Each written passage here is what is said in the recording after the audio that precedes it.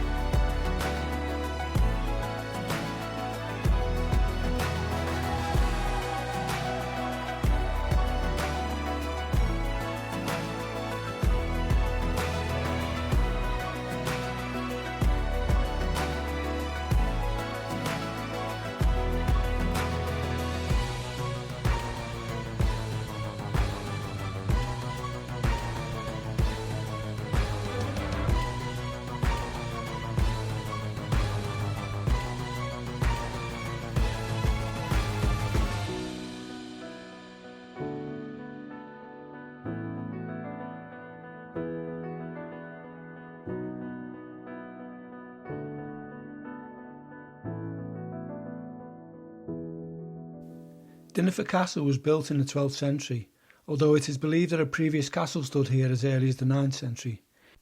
The castle was built for Hywel Dda, who was the first ruler of the Hybeth, which covered a large area of South Wales. It stands on a ridge 100 feet above the River Towy and is a Grade 1 listed building. Today only ruins remain.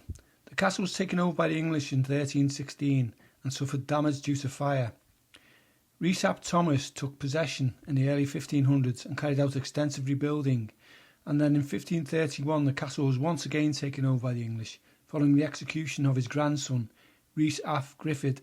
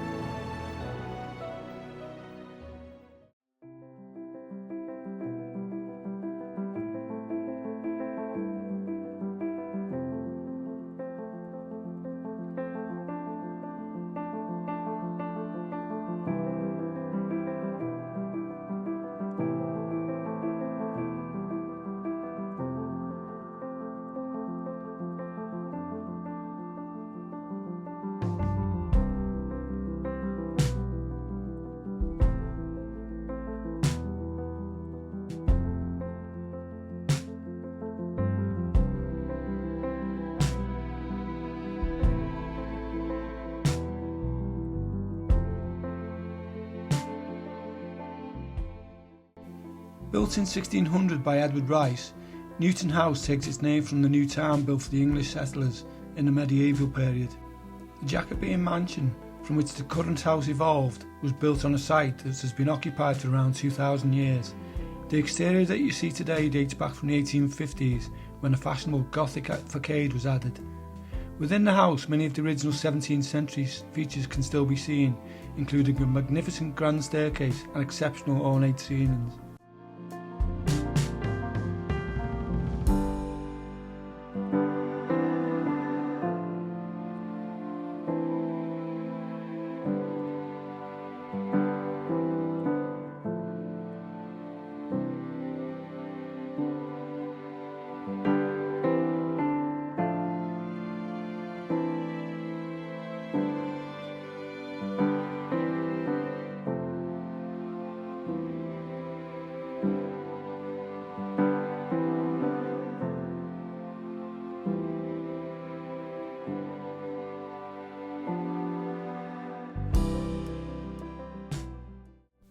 The Rhys family were descendants of Lord Rhys, the powerful prince of the Welsh kingdom of Dinefwr, who ruled from the now ruined Dinefwr Castle. In 1547, Gruffydd, the younger son of Rhys ap Gruffydd, petitioned Edward VI to restore the status of his family.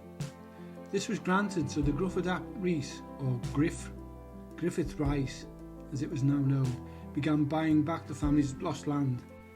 Over the next 10 years, the family steadied reclaimed property, but then in 1557 it was seized again by the Crown when he was convicted of murder.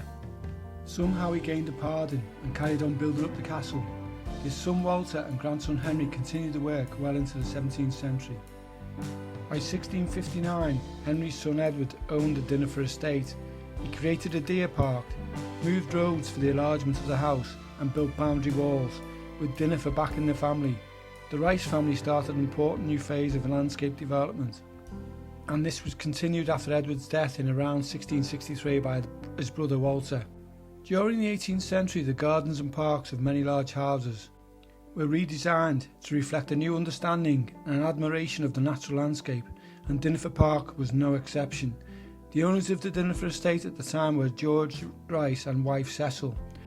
They were influenced by new ideas of philosophy and culture, especially the view that nature could be art.